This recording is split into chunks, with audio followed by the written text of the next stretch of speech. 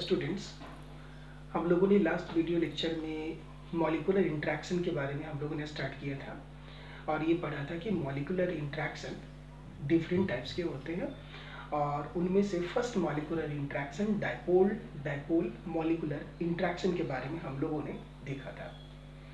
अभी जो दो मॉलिक्यूल के बीच में इंट्रैक्शन होता है that is called dipole dipole molecular interaction. इनका जो स्ट्रेंथ होता है वो सॉलिड में और लिक्विड में डिफरेंट होता है। जैसे दो सॉलिड मॉलिक्यूल्स हैं और वो डाइपोलर है और दूसरा भी डाइपोलर है, तो उनके बीच में भी डाइपोल डाइपोल इंट्रैक्शन होंगे। और यदि ये लिक्विड फॉर्म में है और दोनों ही और पोलर मॉलिक्यूल है तो उनके बीच में डाइपोल डाइपोल इंट्रैक्शन होंगे। तो इनमें दोनों में ही डाइपोल डाइपोल इंट्रैक्शन का जो स्ट्रेंथ होता है वो डिफरेंट होता है। तो देखिए क्या होता है। तो dipole dipole interaction between a stationary polar molecule. तो फर्स्ट ये लिख लीजिए, इसको आप याद रखेंगे। Dipole dipole interaction, dipole dipole interaction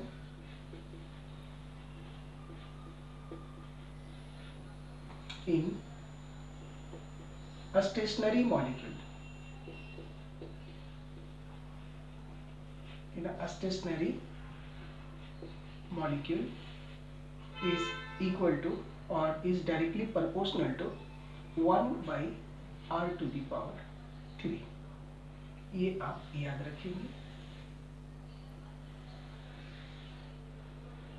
यानी where r is distance, where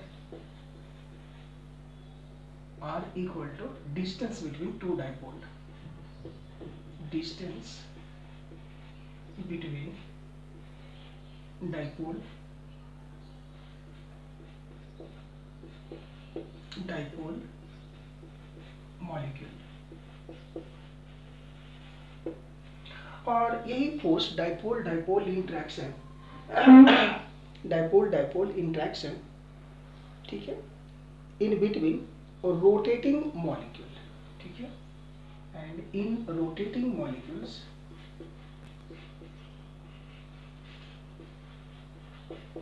molecule like liquid ले लेते हैं,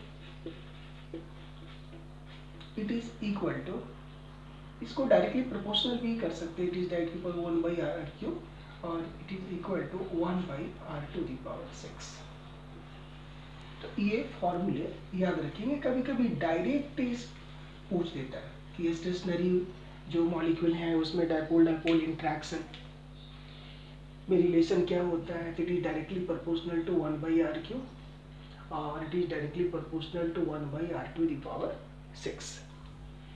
नेक्स्ट पढ़ते हैं अब हम लोग ion dipole interaction, that is ion dipole interaction, ion dipole interaction.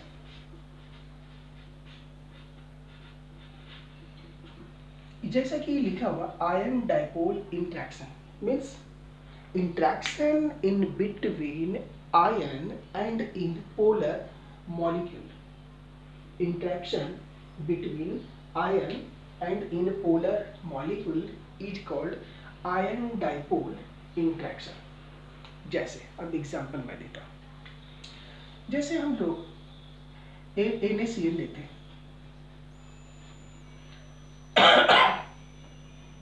NaCl ionic molecule है, राइट, आयनिक मॉलिक्यूल, आयनिक मॉलिक्यूल, और इस NaCl को वाटर में ऐड कर देते हैं, H2O में इसको डाल देते हैं। तो H2 क्या, डाइपोलर, डाइपोलर मॉलिक्यूल है ये। और आपने केमिकल बॉन्डिंग में पढ़ा होगा, एंथैल्पी ऑफ हाइड्रेशन, ये सारे हमने आपको बताए होंगे। तो जब वाटर में NaCl को आप ऐड करते हैं तो ये क्या होते हैं, डिसोसिएट हो जाते हैं और ये Na प्लस और Cl माइनस 2 अपोजिट आयंस में डिसोसिएट हो गए। वाटर है डाइपोलर, तो ये डाइपोलर होने के कारण ये पॉजिटिव है, तो इसका नेगेटिव कौन सा है, ऑक्सीजन। तो ऑक्सीजन डाइपोलर मॉलिक्यूल का ऑक्सीजन जो कि निगेटिव पार्ट है वो इसकी ओर अट्रैक्ट हो जाता है इस तरह से, और इस प्रोसेस को बोलते हैं हाइड्रेशन। इस तरह से ये delta plus delta plus delta minus delta plus delta plus delta plus, ये सभी डेल्टा प्लस यानी पार्शियली पॉजिटिव है और ऑक्सीजन पार्शियली निगेटिव चार्ज है, और इसके बीच में ये इंट्रैक्शन लगता है। अब यदि Cl माइनस है तो यहाँ पर क्या होंगे, हाइड्रोजन ऑक्सीजन बाहर आ जाएंगे और यहाँ हाइड्रोजन आएंगे इस तरह से, हाइड्रोजन हाइड्रोजन पार्शियली प्लस ये पार्शियली माइनस। फिर यहाँ ऑक्सीजन ले लेते हैं,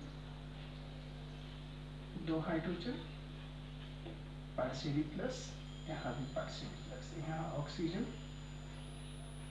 hydrogen partially plus oxygen hydrogen partially minus, और इनके बीच में जो अट्रैक्शन होते हैं this one is called dipole ion, ये आयन है, ये क्या है डाइपोलर है, तो आयन डाइपोलर इंट्रैक्शन। और ये जो आयन डाइपोलर इंट्रैक्शन, और इसी को ही हम लोग कहते हैं जब ये धीरे धीरे, और NaCl क्या होता है वो डिजॉल्व होता है, डिजॉल्व होने की तो और complete this process is called hydration, complete process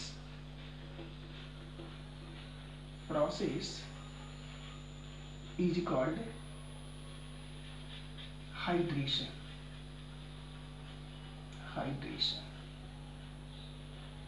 और आपने उस समय में पढ़ा होगा कि यही 1 मोल आयन यदि हाइड्रेट होता है तो वो एनर्जी निकलती है हाइड्रेशन ड्यूरिंग हाइड्रेशन, और ये एक्सोथर्मिक प्रोसेस होता है।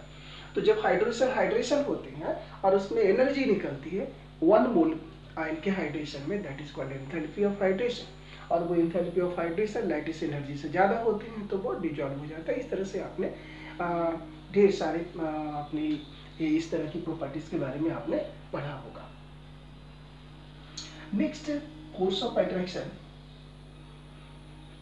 molecular interaction is ion induced dipole interaction. Ion induced dipole, ion induced dipole interaction।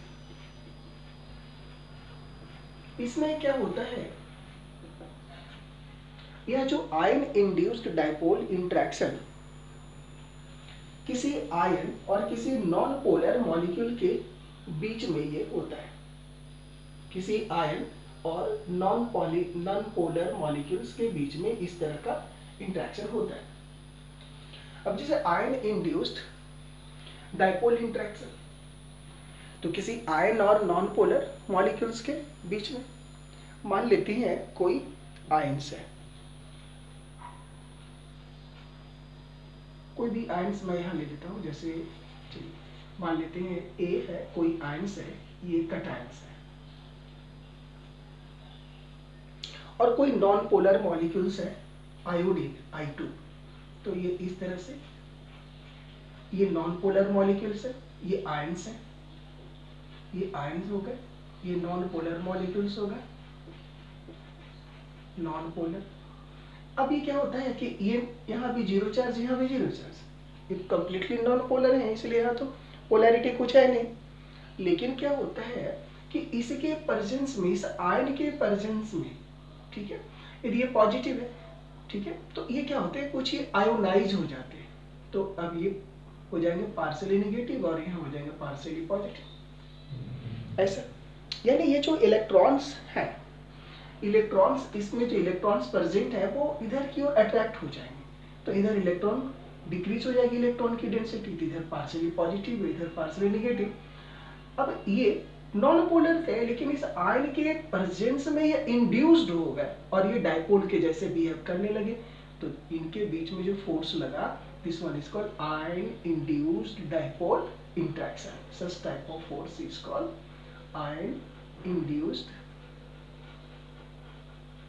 dipole interaction.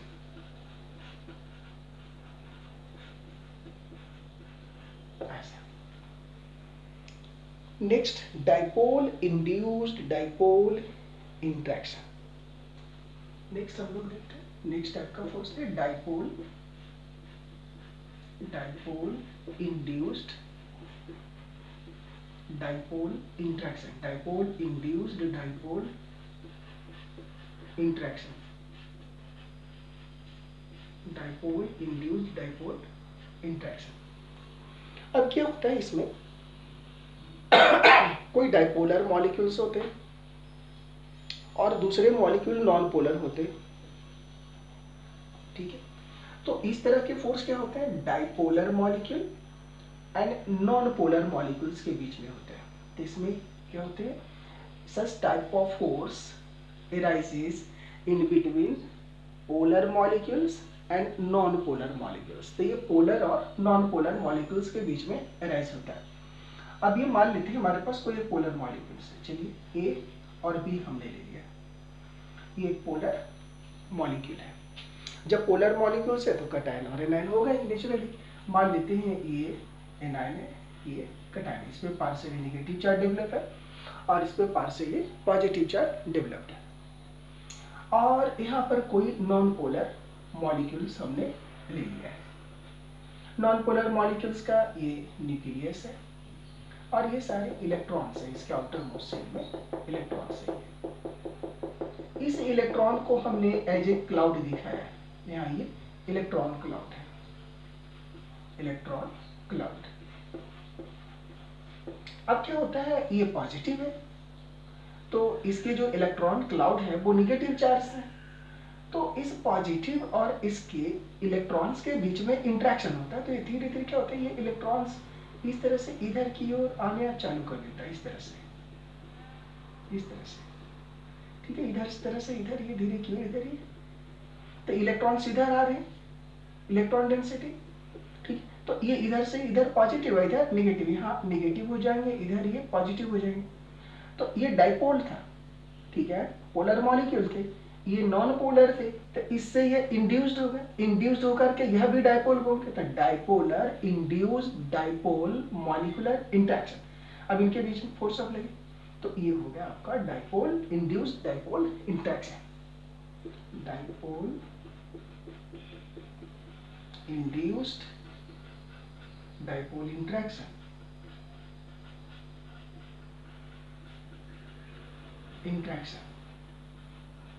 अब इस तरह का जो फोर्स इस तरह की जो डाइपोल इंड्यूस्ड डाइपोल इंट्रैक्शन होता है इसकी जो स्ट्रेंथ होती है वो इस बात पे डिपेंड करता है कि ये जो नॉन पोलर मॉलिक्यूल है इसकी पोलराइजिबिलिटी क्या है और इसका पोलराइजिंग पावर क्या है. इस पे डिपेंड करता है.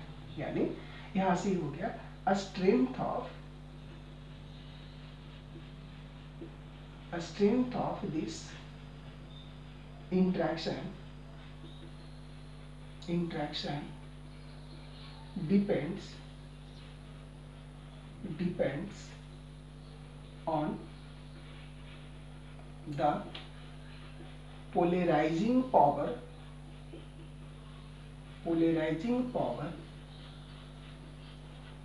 of dipolar molecule and polarizability of anion. Polarizability of anion.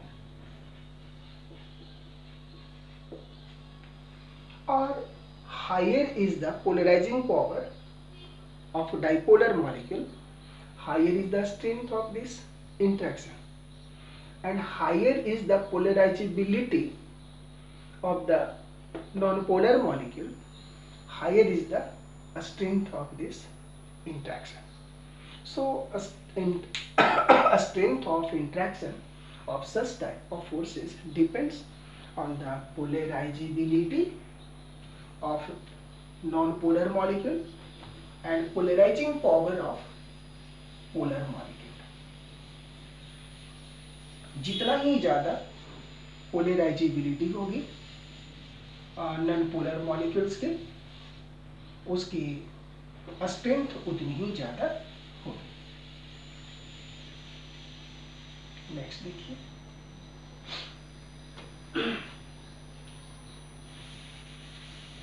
मैं थोड़ी आपको पोलराइजेबिलिटी और पोलराइजिंग पावर मैं समझा देता हूँ।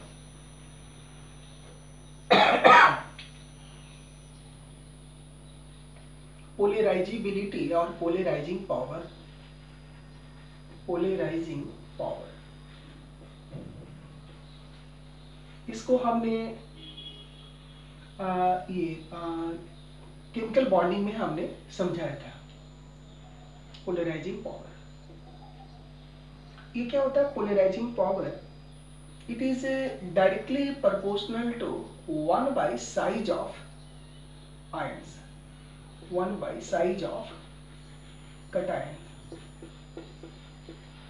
यानी जो पॉजिटिव चार्ज का साइज जितना ही छोटा होगा पोलराइजिंग पावर उतना ही ज्यादा होगा, ये जितना बड़ा होगा पोलराइजिंग पावर उतनी ही कम होगी। तो इससे पता चल जाएगा कि ये जो फोर्स ऑफ अट्रैक्शन है वो किस सिचुएशन में कितना अधिक है। नेक्स्ट, ये जो पोलराइजेबिलिटी है, पोलराइजेबिलिटी ऑफ एनायन, ये डिपेंड करता है एनायन का साइज कितना बड़ा है। एनायन का साइज जितना बड़ा रहेगा पोलराइजेबिलिटी उतना ज्यादा होगा। यानी कि it is directly proportional to size of anion, size of anion और non polar molecule, size of anion और non polar molecule, non polar molecule, non polar molecule, non polar molecule का साइज जितना ज्यादा बड़ा होगा उसकी पोलराइजेबिलिटी उतनी ही अधिक होगी। और इस तरह से हम लोग, यदि हमें एक से ज्यादा इस तरह का कोई मॉलिक्यूल्स दे दिया जाए और कहा जाए इसमें किसमें डाइपोल इंड्यूस्ड डाइपोल इंट्रैक्शन सबसे ज्यादा है, तो हमको इन सारी बातों पे ध्यान देना होगा और इसके आधार पर आप बता सकेंगे कि कौन किसमें डाइपोल इंड्यूस्ड डाइपोल इंट्रैक्शन ज्यादा है और किसमें कम है। नेक्स्ट लोग सीखते हैं डाइपोल इंड्यूस्ड डाइपोल इंट्रैक्शन, हम लोगों ने देख लिया। नेक्स्ट वो सीखते हैं लंदन फोर्स और dispersion force. London force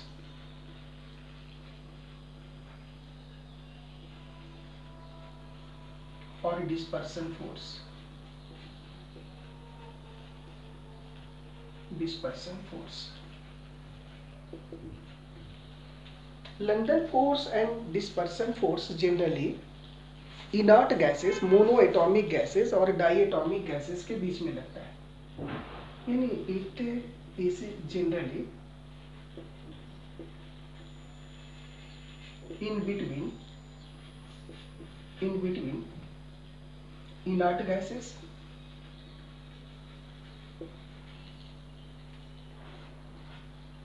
gases और monoatomic gases, monoatomic gases और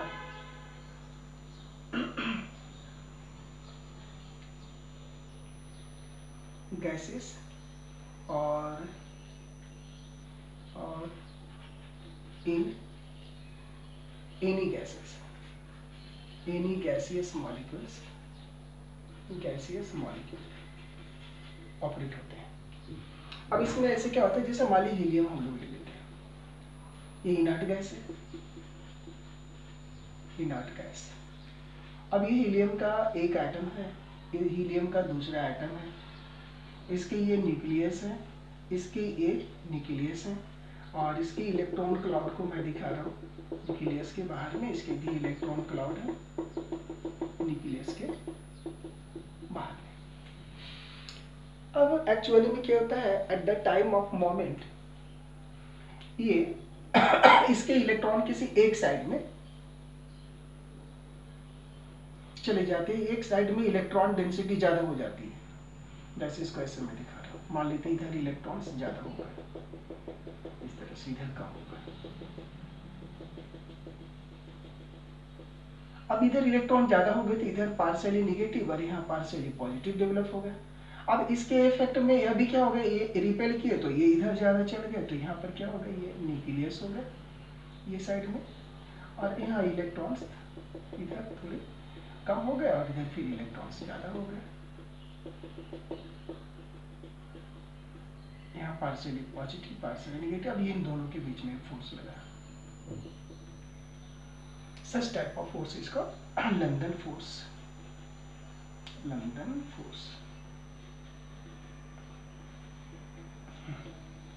तो ये था हमारा intermolecular interaction. Intermolecular interaction different types के होते हैं, कौन कौन होते हैं, किनके बीच में लगता है, इसकी स्ट्रेंथ कौन सी बातों पे डिपेंड करती है, इन सभी के बारे में हम लोगों ने स्टडी किया। हम लोगों ने यह भी देखा पोलराइजेबिलिटी क्या होता है, पोलराइजिंग पावर क्या होता है, पोलराइजिंग पावर किसका होता है, ठीक है, फिर पोलराइजेबिलिटी किसका होता है, ये सारी बातों के बारे में आपने सीखा। अब हम लोग इसमें नेक्स्ट टॉपिक पर कंसीडर करेंगे। अब हम लोग सीखेंगे measurable properties of gas.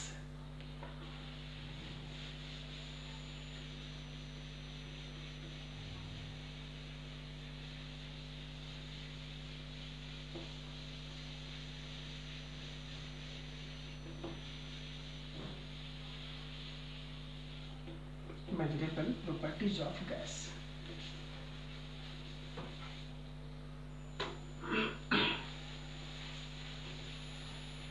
Heading डाल लीजिए आप लोग, मेजरेबल प्रॉपर्टीज ऑफ गैस।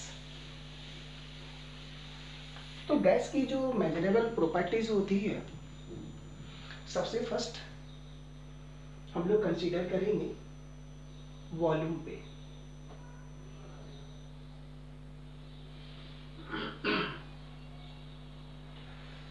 तो measurable properties of gas is volume, temperature, pressure, these are the measurable properties of gas. ठीक है, तो इसके बारे में अब हम लोग स्टडी करेंगे, मेजरेबल प्रॉपर्टीज ऑफ गैस।